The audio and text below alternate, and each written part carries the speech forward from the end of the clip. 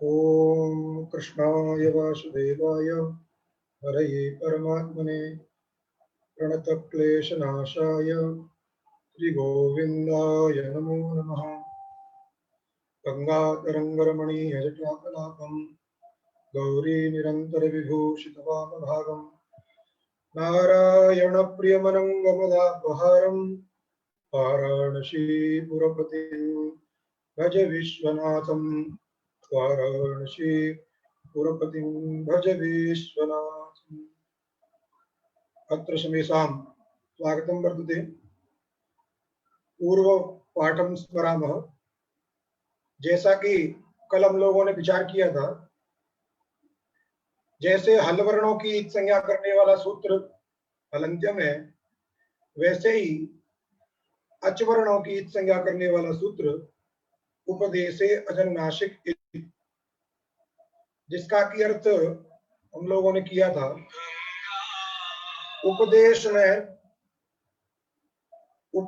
में अनुनासिक विशिष्ट जो अच, उपदेश का तात्पर्य पहले समझ चुके हैं।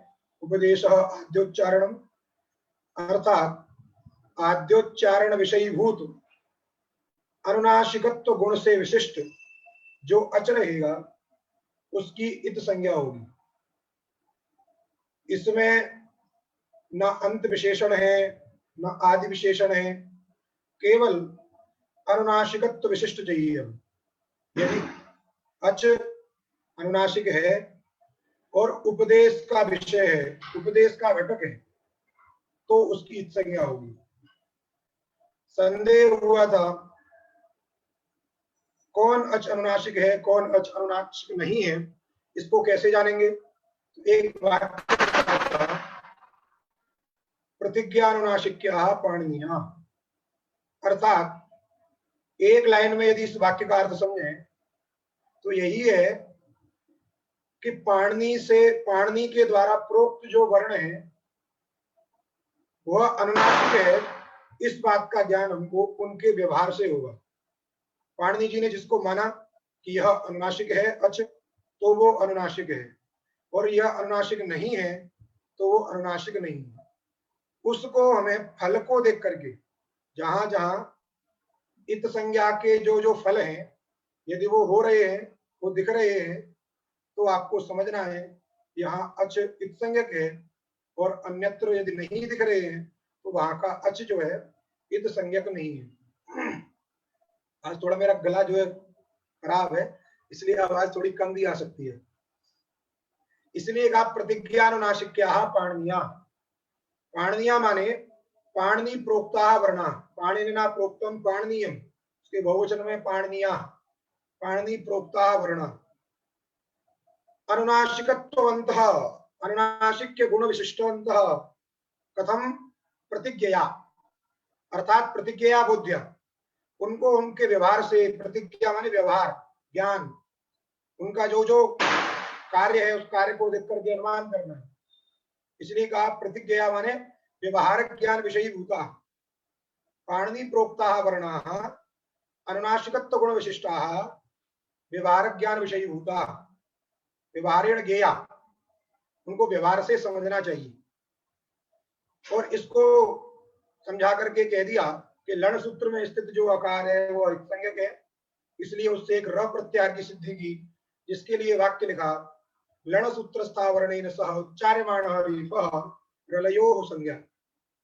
लण सूत्र में स्थित जो अ है वह उच्चरित है जिसके साथ, ऐसा र, वो जो र एक समुदाय है, संज्ञा है, किसकी संज्ञा है?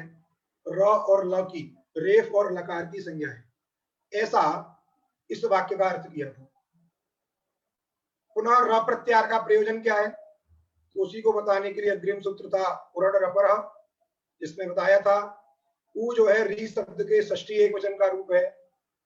ऊ री शब्द के षष्ठी एक वचन में, जैसे पितु मातु, वैसे ही ऊ, अर्थात री के स्थान पर, री के स्थान पर होने वाला जो अण से तात्पर्य है अ ई उ, अ ई उ, क्योंकि अण प्रत्याहार अणदित सूत्र को छोड़ करके अन्यत्र सभी सूत्रों में पूर्व नकार तक लिया जाता है, इसलिए यहां भी पूर्व नकार तक लिया जाएगा। अतः अ, ई, उ तीन ही वर्ण आएंगे। तो कहा कि री के स्थान पर यदि अकार का, इकार का अथवा उकार का विधान होगा तो वह रपरासन प्रवर्तते, वो अपने पीछे रेफ जोड़ देंगे। वहां पर र में र और ल दो वर्ण है, तो इसलिए री के साथ में रेफ कान में करना है। जब री के स्थान पे अ आएगा तो अर, और ई आएगा तो एर, और उ आएगा तो उर।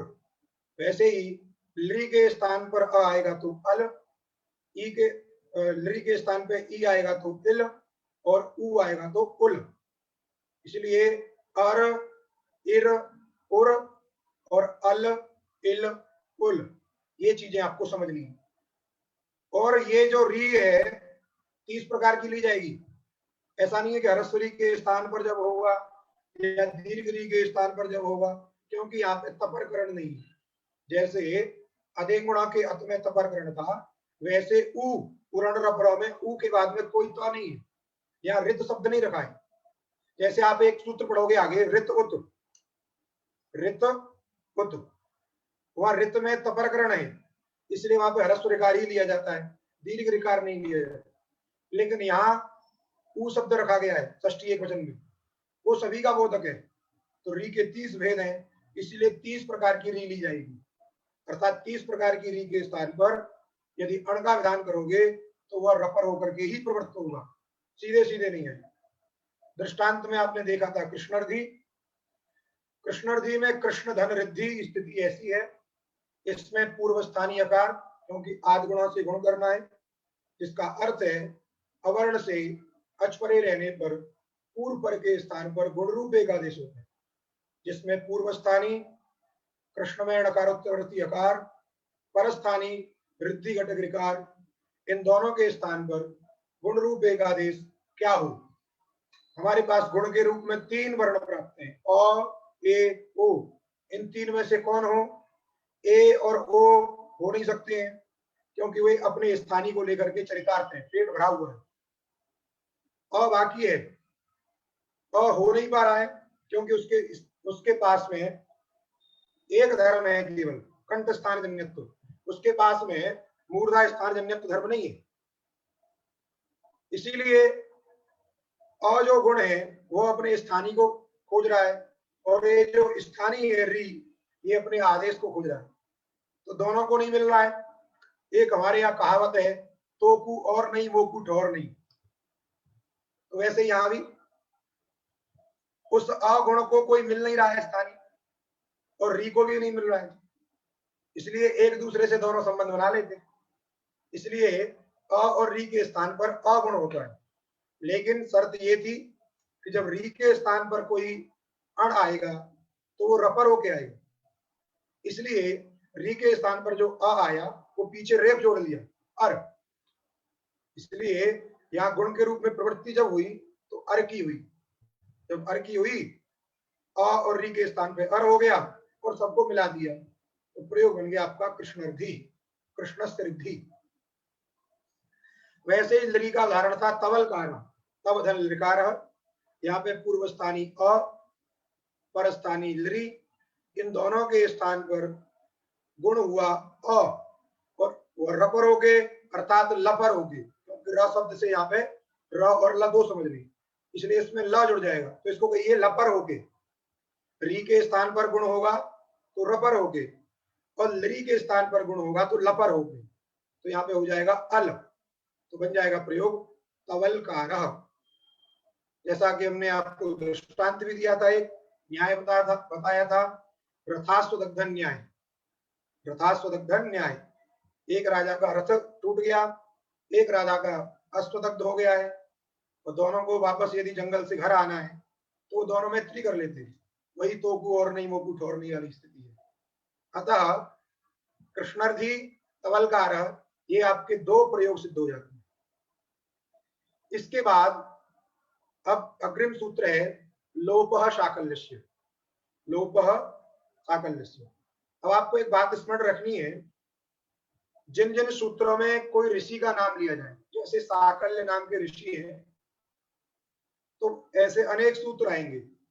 उन सूत्रों में ऋषियों के नाम है, पोतोगार्यस्य है, साकटायनस्य, और तमाम ऐसे सूत्र आएंगे जिनमें ऋषियों के नाम उच्चारण है।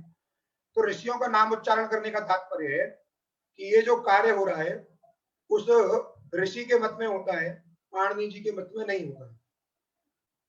इससे फलितार्थ ये निकलता है वह कार्य एक बार होता है, एक बार नहीं होता है। अर्थात पाणिनि जी के मत में नहीं होता है, और जिसका नाम ग्रहण किया है, जिस ऋषि का नाम ग्रहण किया है, उस ऋषि के मत में होता है। इसलिए उसको हम विकल्प शब्द से कहते हैं। जैसे पीछे आपने पढ़ा था अनचिचाओ में विकल्प से दत्त होता है, वैसे ये कार्य भी विकल्प से होगा। पाणिनि जी के मत में नहीं होगा और साकल्य ऋषि के मत में होगा, इसलिए यह भी विकल्प कहलाता है। तो सूत्र है लोपः साकल्यस्य। साकल्य ऋषि के मत में लोप होता है। किसका लोप होता है? तो तत्त सूत्रों से अनेक अनुवृत्ति आती है, और अनुवृत्ति को समझ करके इन्होंने इसका अर्थ किया।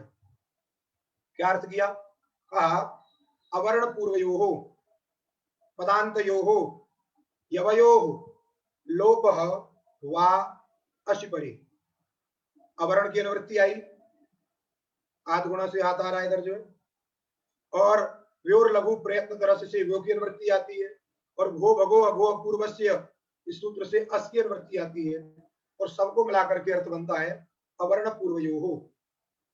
अवर्ण है पूर्व में जिनके, ऐसे जो यकार और वकार।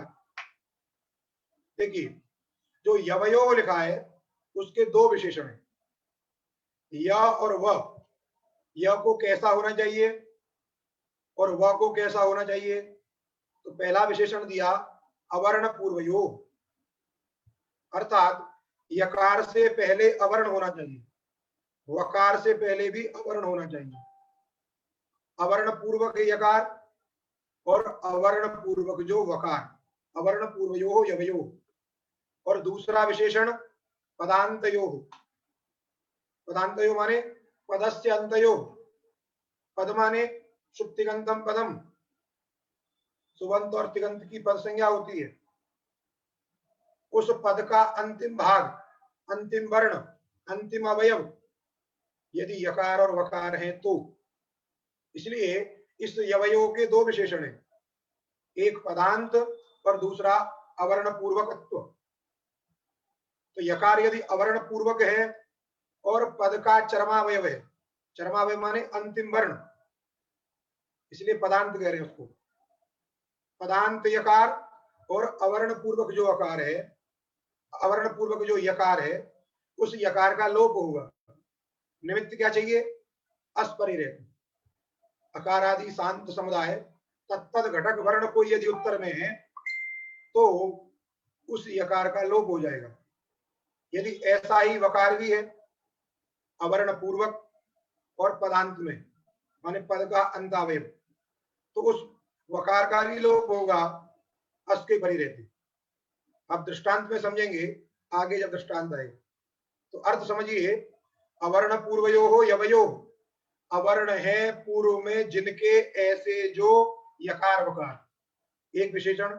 दूसरा पदांतयो हो यवयो, ऐसे यकार वकार जो पदांत हैं, पद के अंतावयव है, पद के अंत में स्थित है, ऐसे यकार वकार हैं, तो उनका लोप होगा विकल्प से अस्परे रहते। क्योंकि साकल्य ऋषि के मत में होता है, साकल्य नाम के एक ऋषि है, उन ऋषि के मत में ये लोप होता है और पाणिनि जी के मत में नहीं होता है। इसका मतलब है सूत्रों में नामोच्चारण ग्रहण करने से ये भी एक बात निकल के आ रही है कि पाणिनि से पहले भी कई व्याकरण थे। पाणिनि व्याकरण शास्त्र में पाणिनि जी ने अपने सूत्रों में 10 आचार्यों का नाम लिया है, 10 ऋषियों का नाम लिया है। इसका मतलब है उनसे पहले 10 ऋषि थे जिनकी व्याकरण चलती थी, किंतु कालक्रम से वो प्राय लुप्त हो गए। कुछ कुछ बातें उनकी पाणिनि जी ने मान ली, ये उनकी अच्छी बात है, हम इसको ग्रहण करते हैं, लेकिन हम नहीं मानेंगे, कुछ ले लिया उनका भी स्मरण कर लिया। होता क्या है कि ऋषियों का जो नामोच्चारण है वो मंगल के लिए होता है। जैसे आप मंगलाचरण करते हो तो महापुरुषों का नाम उच्चारण करते हो, परमात्मा का नाम उच्चारण करते हो, तो ये भी मंगल के लिए हो सकता है। दूसरा, ये बात भी द्योतित करना चाह रहे हैं पाणिनि जी कि ये जो ऋषि है कितने महान है। क्यों महान है?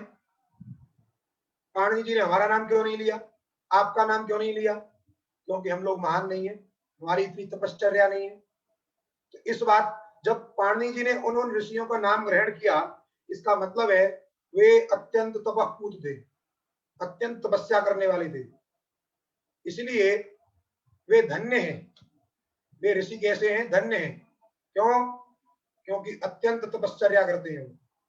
तो इस बात को द्योतित कराने के लिए भी पाणिनि जी ने उन ऋषियों का नाम उच्चारण किया है, अर्थात वे ऋषि धन्य हैं।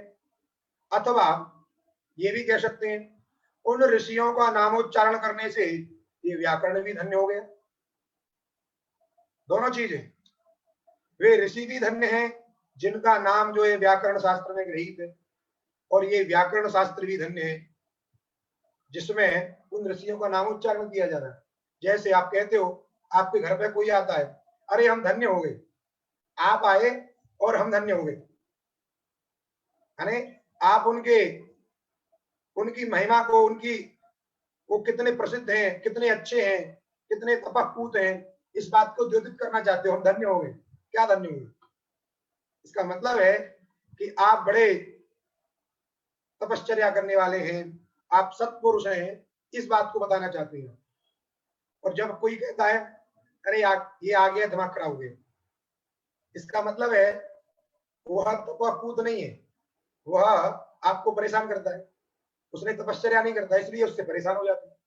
तो जब अच्छे लोग आते हैं तो आपको खुशी होती है, और कुछ ऐसे ही लोग आते हैं तो आपको बुरा लगता है। तो वैसे ये पाणिनि जी भी कह रहे हैं, अरे वो ऋषि कितने महान है, हम धन्य हो गए। तो ये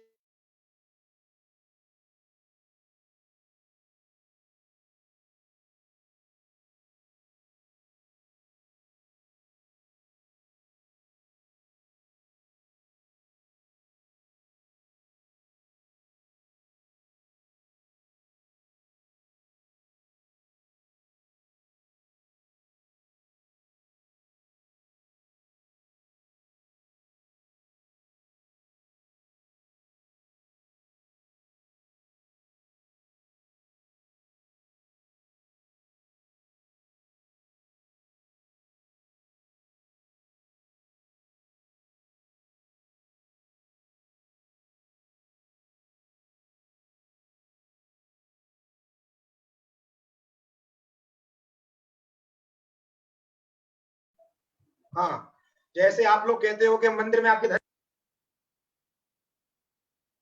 हमारा नाम व्याकरण शास्त्र में लिया जा रहा है तो हम भी धन्य हो गए। तो ये सारी चीजें हैं, इस विषय में लोग व्याख्यान करते हैं, गुरुजी लोग व्याख्यान करते हैं, तो आप भी इस बात को समझे रहिए।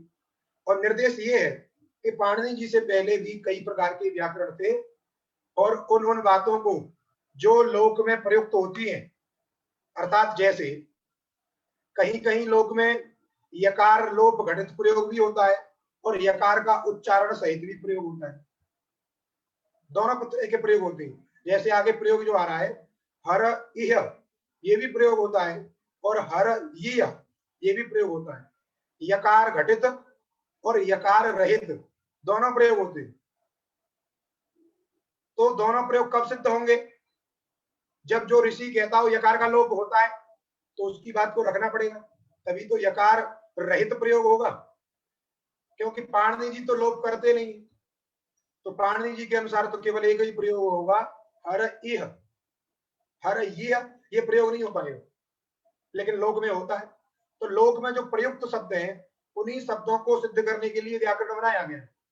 इसीलिए तत्तद आचार्यों के जहां आवश्यकता पड़ी लोक में, इस आचार्य के मत में जो प्रयोग बनता है उसका प्रयोग लोक में हो रहा है, इसलिए उस आचार्य के मत को भी पाणिनि जी ने ग्रहण कर लिया है।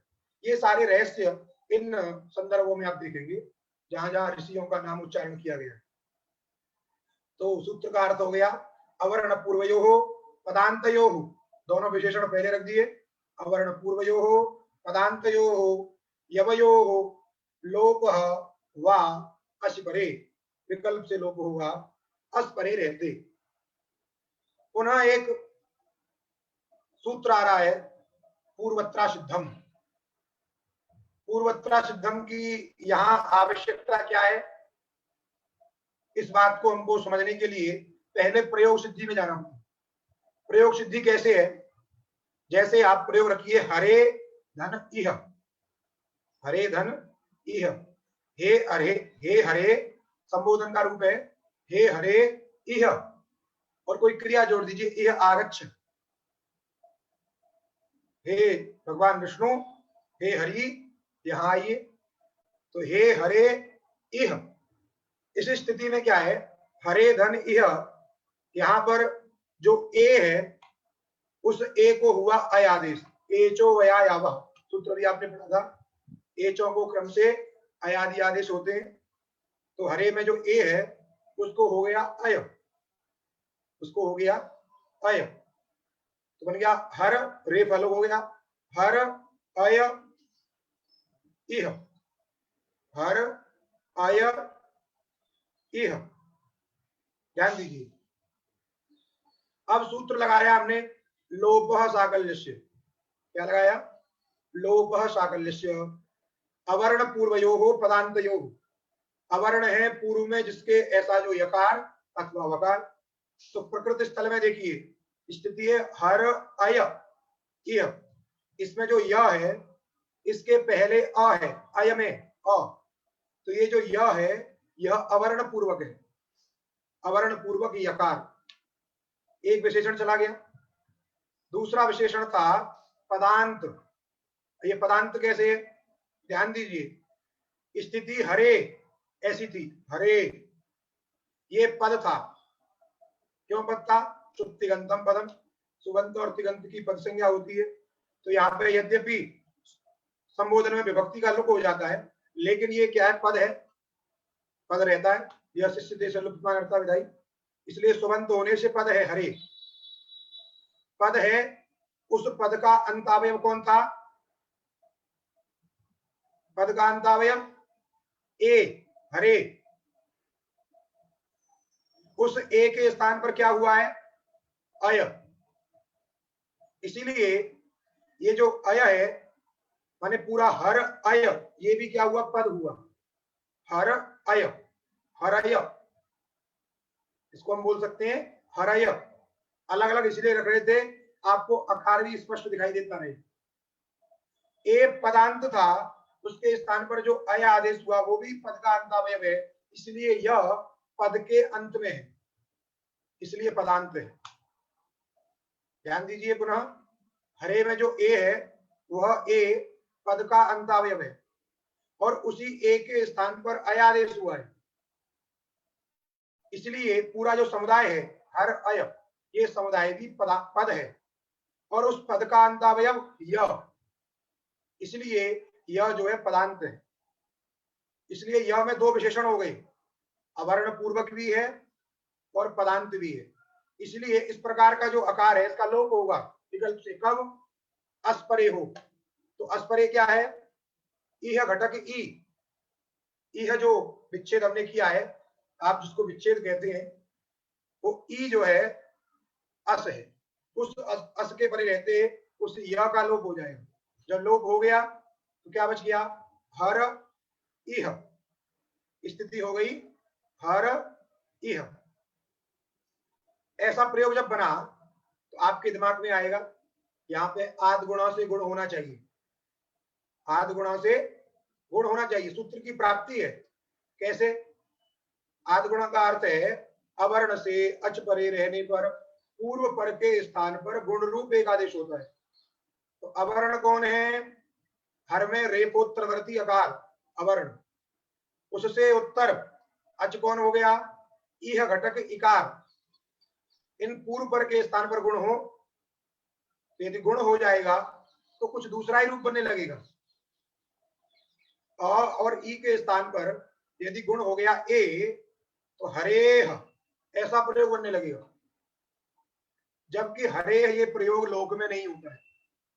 जब नहीं होता है तो कुछ व्यवस्था करनी पड़ेगी, क्योंकि सूत्र जब प्राप्त रहेगा तो सूत्र को अपने मन से नहीं रोक सकते हो आप।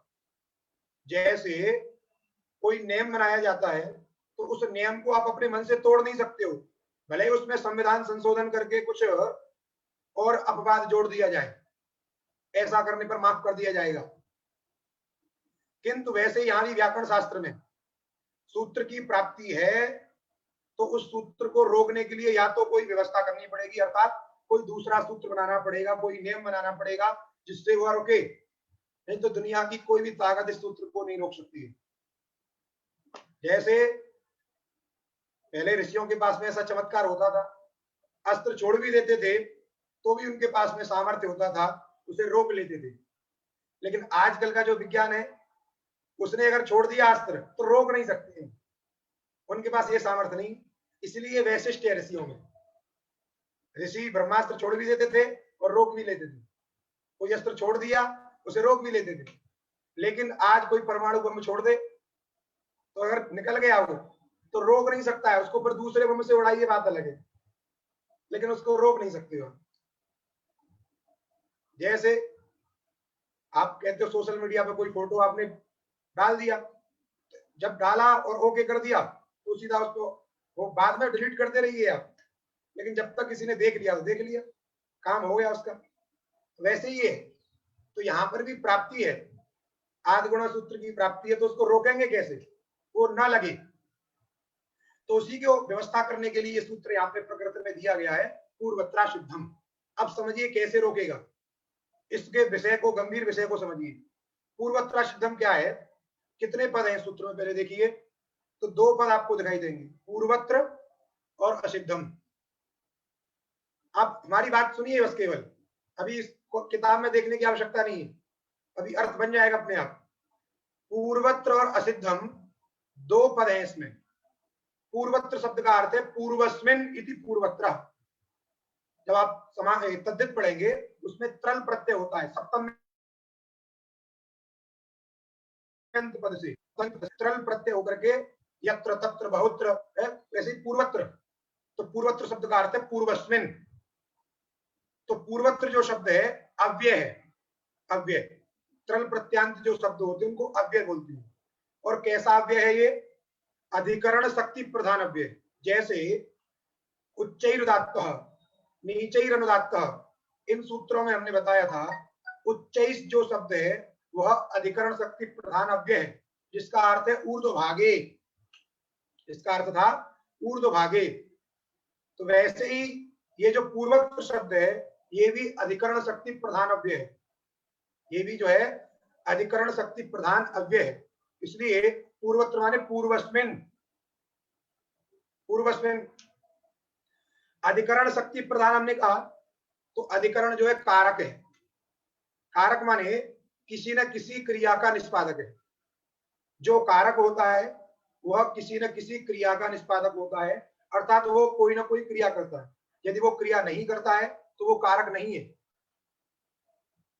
कारक वही होगा जो क्रिया का निष्पादन, क्रिया की उत्पत्ति, कोई क्रिया करेगा। चूंकि ये पूर्वस्मिन अधिकरण शक्ति प्रधान अव्यय है और अधिकरण कारक होता है, इसलिए कारक को देख करके हम एक क्रिया का अध्ययन कर लेंगे, क्रिया का स्मरण कर लेंगे। क्योंकि कोई क्रिया सुनाई नहीं दे रही है हमको यहाँ, तो हमें क्या करेंगे, अपने मन में एक क्रिया का अध्ययन कर लेंगे, सोच लेंगे कोई। तो हम क्या क्रिया सोचे, तो भोजन आदि क्रिया मत सोच लीजिएगा, यहाँ पे यहाँ कुछ विशेष क्रिया सोचनी है। जैसे हमने सोच ली कर्तव्य क्रिया, कर्तव्य करना, तो हमने एक क्रिया सोची कर्तव्य क्रिया, तो अर्थ करिए पूर्वस्मिन कर्तव्ये। बात समझे, पूर्वत्र जो है अधिकरण शक्ति प्रधान अव्यय है, अधिकरण चूंकि कारक है और कारक का तात्पर्य क्रिया का जनक है, बिना क्रिया के रहता नहीं है, इसीलिए अधिकरण कारक को देख करके यहां हमने एक क्रिया का अध्याहार कर लिया। अध्याहार शब्द को ऐसे समझिए, स्मरण कर लिया। तो एक कर्तव्य क्रिया का स्मरण किया तो स्थिति बन गई पूर्वस्मिन कर्तव्ये। ये हो गया पूर्वत्र शब्द का अर्थ, पूर्वस्मिन कर्तव्ये असिद्धम, पूर्वस्मिन कर्तव्ये असिद्धम। इतना बात बनी है नहीं। अब पूर्वस्मिन कर्तव्य असिद्धम किम असिद्धम, जब कर्म की जिज्ञासा हुई तो कर्म क्या लाए, ध्यान दीजिए। पूर्वस्मिन में पूर्व शब्द है, पूर्व, और पूर्व शब्द पर शब्द के सापेक्ष होता है। सापेक्ष का मतलब है एक शब्द दूसरे शब्द के बिना नहीं रह सकता है। जैसे जब आप पूर्व कहते हो ये पूर्व है, तो वो पूर्व तभी होगा जब उससे कोई पर होगा। यदि उससे कोई पर में नहीं रहे तो उसको पूर्व नहीं कह सकते। जैसे यथा धाता पूर्वम अकल्पयत, तो आप पूर्व शब्द का प्रयोग करते, पूर्वम अकल्पयत, इसका मतलब बाद में भी कल्पना वही है, जो पहले कल्पना है वही बाद में भी कल्पना है। तो पूर्व शब्द जो है पर शब्द के बिना नहीं रह सकता है। इसीलिए जहां जहां पूर्व होगा वहां वहां पर होगा, और जहां पर होगा वहां पूर्व भी होगा। यदि केवल कहोगे पर है इसका मतलब इससे कोई पूर्व होगा, और यदि कहोगे ये पूर्व है इसका मतलब इससे कोई पर होगा। तो यहाँ पूर्व शब्द है, तो पूर्व शब्द बिना पर शब्द के नहीं रह सकता है। इसलिए आप क्या करिए, पर शब्द का भी अध्याय करिए। जैसे कर्तव्य क्रिया का अध्याय किया था वैसे ही पर शब्द का भी अध्याय करिए। तो बात बन गई, पूर्वस्मिन कर्तव्ये परम असिद्धम। क्या अर्थ बन गया, पूर्वस्मिन कर्तव्ये परम असिद्धम। अपेक्षा माने जैसे आपको किसी से लगाव हो जाए पर आप कहते हो मैं इसके बिना नहीं रह सकता हूं, तो वैसे ही है पूर्व शब्द को भी पर शब्द से लगाव है, वो इसके बिना नहीं रह सकता, उसको उसकी अपेक्षा हमेशा रहती है। जैसे आपको भोजन से लगाव हो गया, अब भोजन से जब लगाव हो जाएगा तो आप भोजन के बिना नहीं रह सकते। जैसे ही टाइम होगा खाने का, अंदर से कुछ कुछ ऐसे होने लगेगा, आप कहोगे भोजन ले आओ, अब कुछ नहीं, क्योंकि उससे आपका लगाव है, आप उसके बिना नहीं रह सकते। वैसे ही पूर्व शब्द का पर शब्द के साथ लगाव है, आदि शब्द का अंत शब्द के साथ लगाव है। समझेगा नहीं, इन्हीं को बोलते हैं नित्य सापेक्ष, एक दूसरे की अपेक्षा, एक दूसरे की अपेक्षा,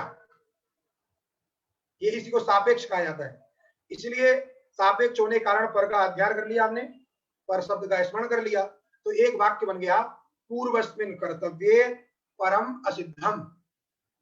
बात समझ में आ गई, यही सूत्र का अर्थ है। पूर्व की कर्तव्यता में पर असिद्ध होता है, पूर्व की कर्तव्यता में पर असिद्ध, असिद्ध माने अनिष्पन्न, सिद्ध माने निष्पन्न, और असिद्ध माने अनिष्पन्न। जैसे आप कहते हो रोटी सिद्ध हो गई, चावल सिद्ध हो गया, ये व्यक्ति सिद्ध हो गया, अर्थात जो उसका स्वभाव है, जिसको आपको जिस रूप में बनाना था, चावल का सिद्ध होना माने चावल जो है थोड़ा लिबलिबा हो गया है, ढीला हो गया। पहले चावल जो था कड़क था, जिसको आप खाते तो कच कच करता हो, अब वो एकदम ढीला ढीला हो गया है, तो आप उसको आराम से खा सकते हो, माने सिद्ध हो गया। रोटी पक गई माने सिद्ध हो गई। वैसे ही कोई कार्य है, जैसे कहते हो कि हम मंदिर गए, दर्शन हो गए, माने दर्शन सिद्ध हो गया हमारा, ये कार्य सिद्ध हो गया हमारा, माने कार्य पूर्ण हो गया। और असिद्ध माने नहीं हुआ, अनिष्पन्न, उत्पन्न ही नहीं हुआ है। जैसे आपके ड्रम में रखे हुए जो चावल हैं वो कैसे हैं, असिद्ध हैं, अभी निष्पन्न नहीं हुए, उनमें लिबलिबाहट नहीं आया है। जब उनको आप गरम गरम खोलते पानी में डालोगे तभी उसमें आएगा। तो वैसे ही सिद्ध माने निष्पन्न और असिद्ध माने अनिष्पन्न। तात्पर्य है पूर्व की कर्तव्यता में पर अनिष्पन्न होता है, पर जो है असिद्ध हो जाता है, अनिष्पन्न हो जाता है। अब क्या पूर्व की कर्तव्यता में क्या, मैंने कोई कार्य, अब इसको भी आगे समझेंगे कैसे। तो पहले समझिए पूर्व की कर्तव्यता में पर असिद्ध होता है ऐसा कहा, तो पूर्व से क्या समझे, पूर्व माने क्या। देखिए जब आप पूर्व शब्द का उच्चारण करते हो तो ये भी जिज्ञासा होती है कहां से पूर्व लें। जैसे आप कहते हो कि प्रयाग से काशी पूर्व में, काशी पूर्व में ऐसा प्रयोग किया आपने, काशी पूर्व में है, तो आप पूछोगे किससे पूर्व में है, तो आप कहोगे प्रयाग से पूर्व में, प्रयाग पूर्व में है, किससे? कहोगे कानपुर से, यही तो कहोगे। तो जो कहां से आपको जिज्ञासा हो रही है, अवधि की जो अपेक्षा हो रही है, जिसको हम कहते हैं अवधि की अपेक्षा, किससे पूर्व और किससे पर। किससे पूर्व, ये चीज इससे पर है, तो इससे कहते हो ना, ये केवल कहोगे ये पर है, तो पूछोगे किससे पर है, तो आपको उसका नाम लेना पड़ेगा, इससे पर है। तो जैसे पूर्व और पर शब्द परस्पर में सापेक्ष हैं, वैसे ही ये अपनी अवधि के प्रति, किससे पूर्व और किससे पर, इसके प्रति भी सापेक्ष है। अवधि की इनको नित्य आकांक्षा है, क्योंकि वहां प्रश्न होता रहेगा, किससे पूर्व किससे पर, ये जिज्ञासा बनी रहेगी। तो इस जिज्ञासा को समाप्त कैसे करेंगे? तो कहा पूर्व माने इस सूत्र से पूर्व, इस सूत्र से माने, अब देखिए सूत्र की संख्या आप अपनी पुस्तक में देखिए, सूत्र की संख्या है 8 3 19, सॉरी 8 2 1, 8 2 1 माने अष्टम अध्याय के द्वितीय पाद का प्रथम सूत्र है। तो आपको इतना तो ज्ञात ही है कि जो पाणिनि अष्टाध्यायी है उसमें 8 अध्याय, इसलिए अष्टाध्यायी 8 अध्याय वाला जो ग्रंथ है उसको अष्टाध्यायी, 8 अध्याय है और प्रत्येक अध्याय में 4 पाद है, प्रत्येक अध्याय में 4 पाद है। ऐसे यदि 8 का गुणा 4 से करेंगे तो 8 चौके 32, ठीक। तो अब कहा इसकी संख्या देखिए 8 2 1, ये संख्या आपने देखी। अब इसके पहले पहले जो भी सूत्र हैं वो पूर्व शब्द से कहे जाएंगे। वो किससे कहे जाएंगे? पूर्व शब्द से। इससे पहले कितने हैं? तो ध्यान दीजिए, पूरे पूरे 7 अध्याय हैं और अष्टम अध्याय का 1 पाद है, क्योंकि अष्टम अध्याय में भी 4 पाद हुए, लेकिन उसका 1 पाद उधर चला गया, क्योंकि दूसरे पाद का सूत्र है। तो 7 अध्याय पूरे पूरे और 1 पाद, उसी को संस्कृत में कहते हैं सपाद सप्ताध्यायी। 7 अध्याय और 1 पाद माने 7.25। जैसे आप कहते हो 7:15 बज गए, 7:15 हो गई, तो ऐसे यहाँ पे भी 15 मिनट सी हो गई है। 1 पाद 15 मिनट के बराबर है, दृष्टांत के रूप में समझना है, 15 मिनट नहीं है वो। इसी को बोलेंगे 7.25। और 7.25 शब्द की संस्कृत है सपाद सप्ताध्यायी। 7.25 अध्याय को क्या बोलते हैं संस्कृत में? सपाद सप्ताध्यायी। इसीलिए पूर्व शब्द का अर्थ हो गया सपाद सप्ताध्यायी। पूर्व शब्द का क्या अर्थ हो गया? सपाद सप्ताध्यायी। अब पर शब्द से क्या लेंगे? तो पर शब्द से माने इस सूत्र से पर।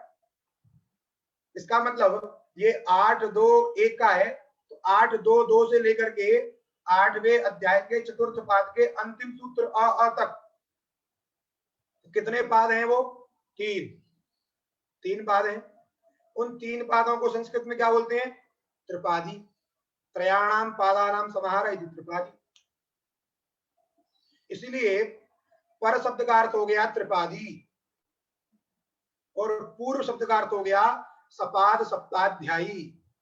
तो बात बन गई, सपाद सप्ताध्यायी के प्रति त्रिपादी असिद्ध होते हैं।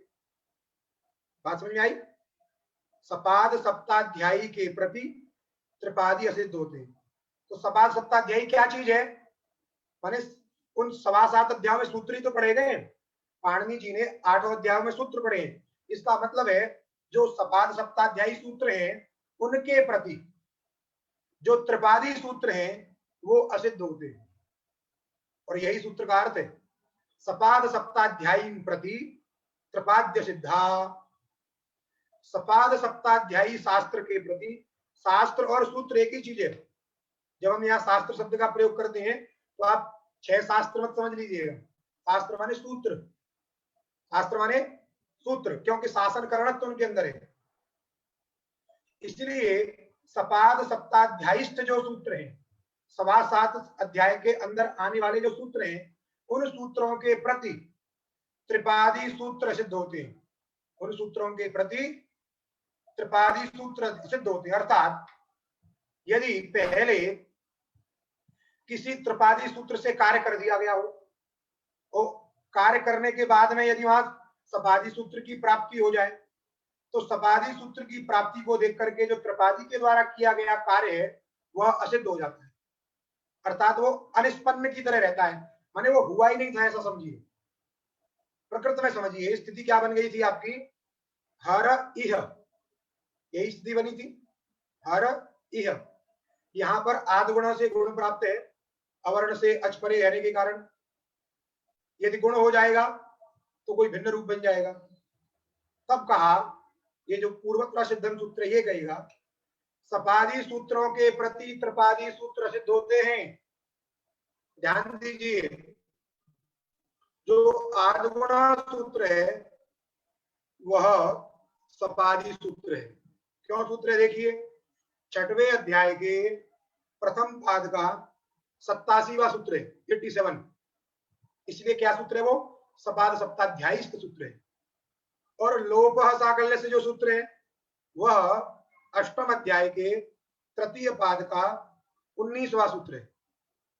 इसलिए जब आदगुण कार्य करने चलेगा, जब आदगुण की प्रवृत्ति होने लगेगी, तो उसके प्रति जो त्रिपादी सूत्र था वो त्रिपादी सूत्र सिद्ध हो जाएगा, अर्थात उसके द्वारा किया गया जो कार्य था वह अनिष्पन्न हो जाएगा, अर्थात होगा ही नहीं।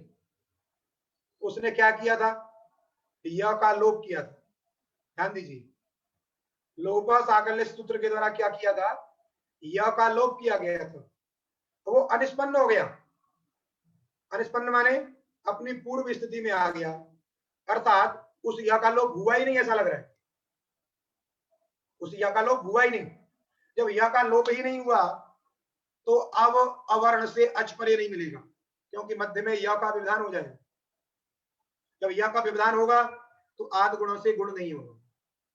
ध्यान दीजिए, जब जब आद गुण गुण करने चलेगा तब तब पूर्वत्रा सिद्धम सूत्र के द्वारा लोप साकल्य के द्वारा किया गया जो कार्य है वो अनिष्पन्न हो जाएगा। तो आद गुणों को मध्य में यकार दिखाई देगा, और जब यकार दिखाई देगा, अच परे नहीं मिलेगा, तो उस सूत्र की प्रवृत्ति नहीं होगी। इसीलिए हर इह इस स्थिति में गुण भी नहीं होगा। जब जब गुण होगा तब तक पूर्वत्र सिद्धम। जैसे ऐसी स्थिति हो गई कि आप किसी के दरवाजे जा रहे हो और दरवाजे पे उसने अपने प्रतिहारी खड़े कर दिए, सिक्योरिटी गार्ड लगा रखे हैं, जैसे ही आप पहुंचे रोक दिया, अंदर नहीं जा सकते हो। वैसे ही आद गुण कार्य करने चला, उसका जो प्रतिहारी है सिक्योरिटी गार्ड, पूर्वत्र सिद्धमाया, आप ये कार्य नहीं कर सकते हो। ऐसे ही इसलिए हर इह में गुण नहीं होगा। एक प्रयोग बन गया हर इह। ये प्रयोग कब बना? जब लोप साकल्य के द्वारा यकार का लोप कर दिया गया। और जब लोप नहीं होगा, ए को अयादेश हो गया, हर अय इह, तो आप मिला दीजिए, वर्ण सम्मेलन कृत कर दीजिए, बन जाएगा हर इह। तो दो प्रयोग बन गए, हर इह और हर इह। एक बात और समझनी है पूर्वत्रा सिद्धम में, ये तो दृष्टांत हो गया। पूर्वत्रा सिद्धम का अर्थ आपने अभी इतना ही समझा, सपादी सूत्रों के प्रति, सपादी माने सवासात अध्यायिष्ट जो सूत्र है उन्हीं को हम सपादी सूत्र कहते हैं। सपादी सूत्रों के प्रति त्रिपादी सूत्र सिद्ध होते हैं, अर्थात इसका तात्पर्य क्या था? पूर्व के प्रति पर शास्त्र सिद्ध होते हैं, यही तो मतलब था। पूर्व के प्रति पर शास्त्र माने सूत्र असिद्ध होते हैं, ये अर्थ किया था। अब कह रहे हैं ये जो सूत्र है ये सूत्र अधिकार सूत्र है। क्या सूत्र है ये? अधिकार। अधिकार का मतलब होता है उत्तरोत्तर संबंध। उत्तरोत्तर संबंध माने जैसे यह अर्थ माने पूर्व के प्रति पर असिद्ध होता है, ये अर्थ हुआ। अब इस अर्थ का इसके आगे आने वाले सूत्र हैं, ये 8, 2, 1 संख्या है इसकी। अब इस अर्थ का अन्वय इसके अग्रिम अग्रिम जो सूत्र हैं 8, 2, 2, 8, 2, 3, 8, 2, 4, जितने भी सूत्र हैं अ सूत्र तक, अष्टम अध्याय के चतुर्थ पाद के अंतिम सूत्र जो अ है वहां तक सब में ये जुड़ेगी बात, सब में ये बात जुड़ती जाएगी। क्या? पूर्व के प्रति पर सिद्ध होता है, पूर्व के प्रति पर सिद्ध होता है। जैसे इसके बाद में यदि कोई सूत्र आ जाए 8-2-2 का, यद्यपि 8-2-2 का सूत्र हमें स्मरण नहीं है, लेकिन होड़ा मान लीजिए, होड़ा सूत्र है, वो इसके बाद का ही है, त्रिपादी सूत्र है। अब होड़ा का जब अर्थ करोगे आप, हस्य ढ स्यात् झलि पदान्ते च, तो उसके साथ में ये बात भी जुड़ेगी, पूर्वम प्रति परम असिद्धम, तो उसकी पूरी वृत्ति क्या होगी? हस्य ढ स्यात् झलि पदान्ते च पूर्वम प्रति परम असिद्धम। उसके बाद में दादे धातुर्घ, दादे धातुर हस्य घ स्यात् झलि पदान्ते च पूर्वम प्रति परम असिद्धम। अधिकार का मतलब यही है, अर्थात इस सूत्र में जो अर्थ किया वह अर्थ अग्रिम अग्रिम सूत्रों में जुड़ता जाएगा। अर्थात जो त्रिपादी सूत्र होंगे उनमें ऐसा होगा कि पूर्व त्रिपादी के प्रति पर त्रिपादी सिद्ध होगा। जैसे होढ़ और दादे धातुर्घ, ये दो सूत्र हैं, होढ़ और दादे धातुर्घ, यद्यपि वहां पे विषय नहीं है लेकिन वो अपवाद सूत्र है, फिर भी वहां पे क्या होगा? होढ़ सूत्र की दृष्टि में दादे धातुर्घ सिद्ध होगा। क्यों? होढ़ पूर्व का सूत्र है और दादे धातुर्घ जो है पर का सूत्र है। वो कहेगा पूर्व के प्रति पर सिद्ध होता है। यदि पूर्व का सूत्र होड़ा है तो पर का सूत्र जो दादे धातुर्घ है वो होड़ा की दृष्टि में सिद्ध होगा। इसका मतलब दादे धातुर्घ कार्य नहीं कर पाएगा, इसलिए उसको अपवाद बनाया जाता है। तो इस प्रकार इसको अधिकार मानने का फल हुआ कि इसका आगे आगे संबंध होगा, इसका आगे अर्थ होगा। त्रिपादी सूत्रों में भी पूर्व के प्रति पर शास्त्र माने पर सूत्र सिद्ध होते हैं। इसलिए यहां लिखा है त्रिपाद्यामपि, त्रिपाद्यामपि माने त्रिपादी सूत्रों के विषय में भी पूर्वम प्रति परम असिद्धम, पूर्व के प्रति पर शास्त्र असिद्ध होता है। इस प्रकार संपूर्ण सूत्र का अर्थ हो गया। अब आप अपनी वृत्ति देखिए, यही वृत्ति हम भी बता रहे हैं, यही अर्थ हम भी बता रहे हैं। सपाद सप्ताध्यायी प्रति, सपाद सप्ताध्यायी के प्रति त्रिपादी असिद्धा, त्रिपाद्य सिद्धा। त्रिपाद्यामपि जो दूसरा वाला अर्थ है वह अधिकार सूत्र मानने के कारण हुआ। त्रिपाद्यामपि, त्रिपादियों में भी पूर्वम प्रति परम शास्त्रम असिद्धम, त्रिपादियों में भी पूर्व त्रिपादी सूत्र के प्रति पर त्रिपादी सूत्र असिद्ध होते हैं। ये इस सूत्र का अर्थ हुआ। इसको आप लिख भी सकते हैं, समझ भी सकते हैं और इसका बाद में अनुभव करिए। इसीलिए प्रयोग भी सिद्ध हो गया आपका हर इह और हर इह। दूसरा विष्णु इह, विष्णु हे विष्णु इह आगच्छ, हे भगवान विष्णु इह आगच्छ, तो वहां पर भी वही स्थिति है, विष्णु इह, ओकार को अवादेश करिए, अवादेश करने पर विष्णु अव इह, अब लगा दीजिए लोपः साकल्यस्य, अवर्ण पूर्वक है और उसके पहले है और पदांत है वो वकार। क्यों पदांत है? क्योंकि ओ पदांत था, उसे के स्थान पर ये अवादेश हुआ है, इसलिए वह भी क्या है? पदांत है। इसलिए उस पदांत वकार का लोप हो जाएगा। जब लोप हो गया तो विष्णु इह, यहां पर भी वही स्थिति है, आदि गुणों से गुण की प्राप्ति होगी, लेकिन जो प्रतिहारी है, सिक्योरिटी गार्ड है, पूर्वत्र सिद्धम, रोक देगा, नहीं, गलत काम नहीं, आप यहां पर गुण नहीं कर सकते क्योंकि आपकी दृष्टि में वह सिद्ध है। जैसे इसको ऐसे समझिए कि बाली को देख करके सुग्रीव जैसे भाग जाता था,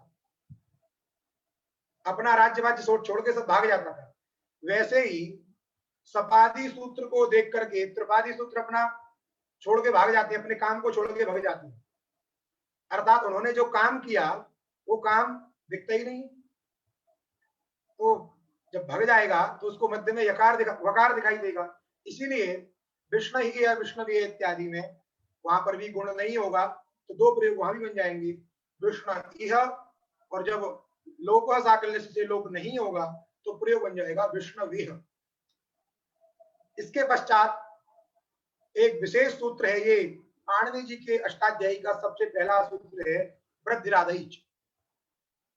अब आप कहोगे कि पाणिनि जी ने सबसे पहले पढ़ा और ये सब ग्रंथकार बीच में पढ़ रहे हैं इसको। तो ये जो शैली है, जो व्याख्यान शैली है, ये अपने अपने अनुसार की गई है, सरलता के लिए, सरलता के लिए ऐसा उन्होंने व्याख्यान किया है, इसलिए ये यहाँ पढ़ रहे हैं। और पाणिनि जी ने पहले इसलिए पढ़ा था वृद्धिरादैच, माने जो भी व्याकरण शास्त्र पढ़े सबकी वृद्धि हो जाए, ऐसी कामना थी उनकी।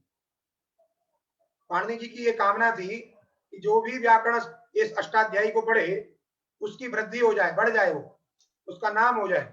क्यों? व्याकरण पढ़ने से होता क्या है, आप इहलोक में तो सम्मान प्राप्त करते ही हैं, जब आपकी ऊर्ध्वगति होती है, स्वर्ग आदि लोक की जब प्राप्ति होती है तो आपको वहां भी अच्छा स्थान मिलता है।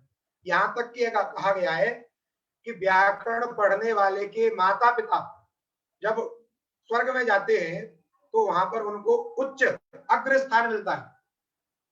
महीयेते ब्रह्मलोके महीयेते, ब्रह्मलोक में, स्वर्गलोक में जो है उच्च स्थान की प्राप्ति होती है। अब ऋषियों ने बात कही है, झूठी तो नहीं होगी। पतंजलि जो साक्षात शेषावतार है, उन्होंने ये बात कही है। इसलिए अध्ययन व्याकरण और षट्सु अंगेषु प्रधानम व्याकरणम, बहुत सारा व्याकरण के विषय में उन्होंने कहा। इसलिए आप सबको व्याकरण का अध्ययन करना चाहिए, और जो नहीं करता है उसको करवाना चाहिए जबरदस्ती। अरे कुछ तो सुनो, देखो, नहीं तो आपके माता पिता की ऊर्ध्वगति नहीं होगी। अगर हो भी गई किसी अन्य उपाय से तो उनको अग्र आसन नहीं मिलेगा, पीछे बैठना पड़ेगा। लाइन लंबी है वहां, जैसे इसमें 135 करोड़ जनसंख्या भारत में दिखाई दे रही है, वहां पर भी तमाम जनसंख्या होगी, वहां भी लाइन लगी पड़ी है। जहाँ इस संसार में बहुत ऐसे लोग हैं जिनको कोई नहीं जानता है, तो ऐसे ही वहां भी आपकी स्थिति होगी, आपको कोई नहीं जानेगा वहां। यदि आपको किसी को जनवाना है कि हमको भी लोग जाने, तो आपके अंदर एक क्रिएटिविटी लानी पड़ेगी, आपको कुछ पढ़ना पड़ेगा। तो आप व्याकरण पढ़िए, आपको भी यहाँ इस लोक में भी जानेंगे और उस लोक में भी जानेंगे। इसलिए सूत्र उन्होंने पढ़ा था वृद्धिरादैच, वृद्धि ही, सबकी वृद्धि हो जाए। तो ये तो एक प्रयोजन दूसरा था। और एक और बात बतानी थी, लोक में वृद्धि शब्द का अर्थ होता है बढ़ना, वर्धनम वृद्धि, लेकिन शास्त्र में अष्टाध्यायी में वृद्धि शब्द का अर्थ क्या है? तब कहा आदैच। जैसे गुण शब्द का अर्थ था अदेंग, वैसे ही वृद्धि शब्द का अर्थ क्या है? आदैच। अर्थात वृद्धि पद की शक्ति किस अर्थ में है? आदैच में। वृद्धि पदम आदैच रूपे अर्थे शक्तम। जैसे गुण पद की शक्ति अदेंग में थी, वैसे ही वृद्धि पद की शक्ति आदैच में है। अब जब जब अष्टाध्यायी ग्रंथ में वृद्धि शब्द का प्रयोग होगा सूत्र में, तो वहां पर वृद्धि शब्द से आदैच समझा जाएगा। जैसे वृद्धिरेचि, वो कहता है आत अवर्ण से एज परे होने पर पूर्व पर के स्थान पर वृद्धि रूप एक आदेश होता है। तो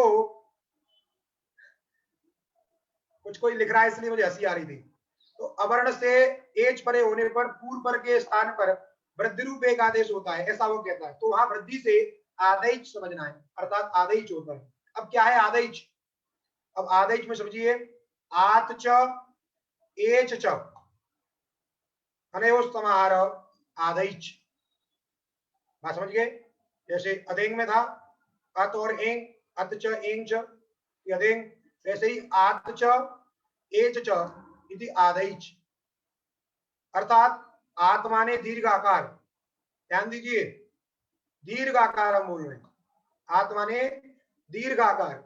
और ऐच माने ऐ औ, ऐच प्रत्याहार, ऐ औच के ऐ से लेकर के ऐ औच के च तक, ऐ औ, इन तीन की वृद्धि संज्ञा होती है, इन तीन की वृद्धि संज्ञा होती है, दीर्घ आकार की, ऐकार की और औकार की। अब दीर्घ आकार क्यों कह रहे हैं? तो वही तपरस तत्कालस्य तः परो यस्मात् एवं भूत यह आकार वर्णः सह तत्कालस्य उच्चार्यमाण कालस्य बोधकम। इसलिए ये जो वर्ण है आ, ये अपने उच्चार्यमाण काल जो द्विमात्रिकत्व है उसका बोधक है। अर्थात द्विमात्रिक आकार की वृद्धि संज्ञा होती है। यहाँ पे शास्त्रार्थ ना करें, मछली खाने के लिए मना किया कि नहीं किया है, ये बात की बात है, आप ग्रंथ में पढ़िए। बात समझ गए? इसीलिए द्विमात्रिक आकार की वृद्धि संज्ञा होती है और ऐकार और औकार की भी वृद्धि संज्ञा होती है। तपरकरण है, इसलिए तपरस तत्काल से लगेगा। और ऐच से भी क्या लेना है? द्विमात्रिक ऐकार और द्विमात्रिक औकार। प्लुत को नहीं लेना है, क्योंकि वो तात्पर त से पर में है दोनों, तात्पर। इसलिए द्विमात्रिक ऐकार की और द्विमात्रिक औकार की वृद्धि संज्ञा होती है। इसीलिए कभी भी त्रिमात्रिक वृद्धि नहीं होगी, एक मात्रिक वृद्धि नहीं होगी, जब भी होगी द्विमात्रिक होगी, क्योंकि सूत्र है वृद्धिरादैच, आत और ऐच की वृद्धि संज्ञा होती है, उसमें द्विमात्रिक आकार है, द्विमात्रिक ऐकार है और द्विमात्रिक औकार है। इन्हीं अर्थों में वृद्धि शब्द की शक्ति है, इसलिए वृद्धि शब्द से इन्हीं पदों का बोध होगा। इसलिए उसकी वृत्ति लिखी आदैच वृद्धि संज्ञा, आदैच की भी वृद्धि संज्ञा होती है, आदैच की भी वृद्धि संज्ञा होती है। इसका फल क्या है? कहां वृद्धि होगी? उदाहरण के लिए सूत्र लिखा वृद्धिरादैच, वृद्धिरादैच। इसमें जैसे आद गुणों में आद है, उसी आद की अनुवृत्ति है इस पर, इसमें भी, और ये भी आद माने अवर्ण। और वो बात हम पहले बता चुके हैं कि विभक्ति के तकार में तपरस तत्काल से नहीं लगता है, इसलिए यहाँ पर जो आद एच ही है माने अवर्ण से। अब यहाँ ये मत कहिएगा कि द्विमात्रिक आकार से एच परे रहने पर, ऐसा नहीं, क्योंकि विभक्ति के तकार में तपरस तत्काल से सूत्र की प्रवृत्ति नहीं होती है, इसलिए इसका तात्पर्य है अवर्ण से। वृद्धि एची, वृद्धि एची, एची निमित्त है सप्तम्यंत, और वृद्धि प्रथमांत आदेश है, विधेय है, और आद की अनुवृत्ति है, एक पूर्व प्रयोग का अधिकार है, इसलिए सबको जोड़ करके वृद्धि बन गई अवर्णात एच परे, अवर्णात एच परे पूर्व प्रयो स्थाने वृद्धि रूप एकादेशस्य। अवर्ण से एच परे रहने पर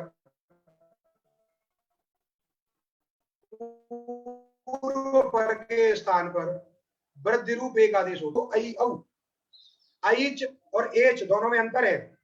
वृद्धिरेची में एच, एच प्रत्याहार है निमित्तत्वेन, और वृद्धिरादैच में ऐच प्रत्याहार है।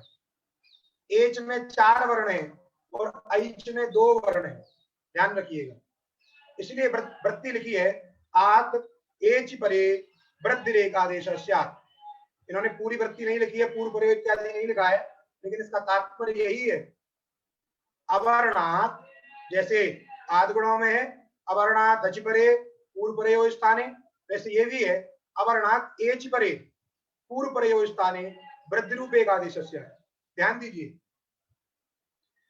आद गुण कहता था अवर्ण से अच परे रहने के कारण, अच परे रहने पर, और ये कह रहा है अवर्ण से एच परे रहने पर। आद गुण निमित्त ज्यादा मानता है, अच को निमित्त मानता है, और वृद्धिरादेची जो है थोड़े को, अच के अंतर्वर्ती जो प्रत्याहार है घटक, अच का एक छोटा प्रत्याहार है एच, क्योंकि अच में 9 वर्ण है, उसी के अंतर्गत एच, एच प्रत्याहार भी आ जाता है जिसमें 4 वर्ण है। इसीलिए ये जो सूत्र है वृद्धिरेची, ये आद गुणा का बाधक है। अर्थात यदि अवर्ण से ए ओ ऐ औ ये 4 वर्ण परे रहेंगे, अवर्ण से ए ओ ऐ औ ये 4 वर्ण यदि पर में रहेंगे तो आद गुणा नहीं लगेगा, तब क्या लगेगा? वृद्धिरेच लगेगा। यद्यपि आद गुण की प्राप्ति है, लेकिन आद गुण के रहने पर भी एक और सूत्र बना दिया गया। तो वो जब किसी सामान्य नियम के रहने पर कोई विशेष, सामान्य नियम था अवर्ण से अच परे रहने पर वृद्धि गुण होता है, और विशेष नियम कह दिया अवर्ण से एच परे रहने पर वृद्धि होती है, तो विशेष नियम के द्वारा सामान्य नियम का बाध हो जाता है, रोक देती है। अर्थात वहां पर विशेष नियम नहीं लगता है, सामान्य नियम नहीं लगता है। जैसे आप देखते हो संविधान इत्यादि में कुछ सामान्य नियम रहते हैं, कुछ विशेष नियम रहते हैं, बात समझे कि नहीं? संशोधन वगैरह होता रहता है। पर उतने अंश को छोड़ करके उसकी प्रवृत्ति होती है। पहले जैसे जम्मू कश्मीर में 370 था, तो जो हमारा संविधान था, जो उसके नियम थे, उस जम्मू कश्मीर को छोड़ करके लगते थे, क्योंकि ये नियम सामान्य था और वहां का नियम विशेष था। लेकिन अच्छा समय आया, अच्छी बात आई, सब समान कर दिया, अब पूरे में लगते। लेकिन शास्त्र में ऐसा नहीं किया गया। शास्त्र में अपवाद और सामान्य दोनों चीजें होती है। तो जब विशेष चीज होगी, विशेष नियम होगा, तो विशेष ही लगेगा, सामान्य नहीं लगेगा। इसलिए इसको बोलते हैं अपवाद। गुण का अपवाद सूत्र है वृद्धि सूत्र, इसलिए लिखा वहां पे गुणापवाद। ये गुण का अपवादभूत सूत्र है, गुण को बाध करके लगता है, इसलिए वहां गुण नहीं होगा। 4 वर्ण यदि पर में रहेंगे तो ए ओ ऐ औ, वहां वृद्धि होगी। इसीलिए दृष्टांत देखिए, कृष्णैकत्वम, कृष्णस्य एकत्वम, कृष्ण धन एकत्वम स्थिति है। कृष्ण एकत्वम, इस कृष्ण में णकारोत्तरवर्ती अकार अवर्ण, उससे परे एच है एकत्वम का एकार, तो वहां पर पहले आधगुणा प्राप्त है। लेकिन अपवादभूत सूत्र है वृद्धिरेचि, उस वृद्धिरेचि से क्या हो जाएगा, उसका बाद हो जाएगा, रोक देगा। जब रोक देगा तो वृद्धि होगी। तो अ और ए के स्थान पर वृद्धि क्या हो, 3 वृद्धि है, आ ऐ औ। इन 3 में से कौन हो, तो वही स्थान सामने मिलाइए। इधर कंठ स्थान जन्यत्व, उधर एकत्व के ए में कंठ तालु स्थान जन्यत्व, तो यही किसी से मिलता जुलता हो तो वही करिए। तो आ ऐ औ, इन 3 में से ऐ का स्थान मिलता है, क्योंकि ऐ में भी क्या है, कंठ स्थान जन्यत्व है। ए दई तो कंठ तालु, ए तो रहित का, इसीलिए अवर्ण और ए के स्थान पर वृद्धि हो गई ऐ, तो बन गया कृष्णई, कृष्णईकत्वम, ऐ वृद्धि हुई। औ नहीं हुई क्योंकि स्थान सामने नहीं है, आ नहीं हुई क्योंकि आ के साथ में भी स्थान सामने नहीं है, केवल ऐ हुई। वैसे ही गंगौघ, गंगाधन ओघ, गंगाधन ओघ, अवर्ण हो गया आ, उससे उत्तर एच हो गया ओ, तो आ और ओ के स्थान पर वृद्धि हो गई औ, स्थान साम्य, तो बन गया गंगौघ, गंगाया ओघ माने वेग, समझे कि नहीं। देवैश्वर्यम, चारों वर्णों का उदाहरण दे रहा है, ए ओ ऐ औ क्रम से। पहला कृष्णैकत्वम ए का, गंगो गंगौघ ओ का, अब देगा ऐ, ऐ का। देवानाम ऐश्वर्यम, देवताओं का ऐश्वर्य, तो देव धन ऐश्वर्यम, तो यहाँ पर अवर्ण से ऐ उत्तर में, उस अ और ऐ के स्थान पर वृद्धि क्या हो गई, ऐ। अब ये मत कीजिएगा कि ऐ तो पहले से ही वृद्धि है, रहे वृद्धि, उससे कोई मतलब नहीं है। हमने तो 2 के स्थान पर एक नया काम किया है, 2 को हटा करके 1 को बैठाया है, इसलिए ऐसा कोई संदेह नहीं करना, वो तो नियम है। इसलिए देवैश्वर्यम, अ और ऐ के स्थान पर वृद्धि हो गई ऐ, देवैश्वर्यम। वैसे ही कृष्णौत्कंठ्यम, कृष्णस्य औत्कंठम, औत्कंठ्यम, जैसे कहते हो ना हमारी उत्कंठा है, उत्कट उत्कट उत्कंठा हो रही है, हमारी इच्छा हो रही है, ऐसे भगवान कृष्ण की भी कुछ उत्कंठा हो रही है, उसी उत्कंठा के भाव को औत्कंठ्यम कहते हैं।